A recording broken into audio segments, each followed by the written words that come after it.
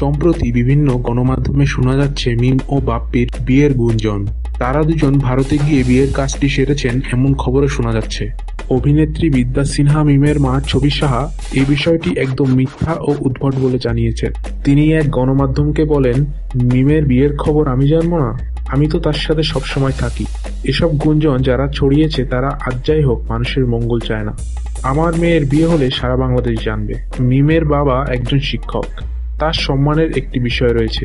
যারা এসব গল্প ছড়াচ্ছে তারা অনর্থক ও উদ্দেশ্য প্রণোদিতভাবেই ছড়াচ্ছে। মিম 3 থেকে 4 বছর পরে বিয়ে করবে। তিনি আরো বলেন, আমাদের ধর্মের রীতিনীতি একটু কঠিন, প্রসেসিং হতেই 2-3 মাস লেগে যায়, আর হুট করে বিয়ের খবর ছড়িয়ে দিলেই হয়ে গেল।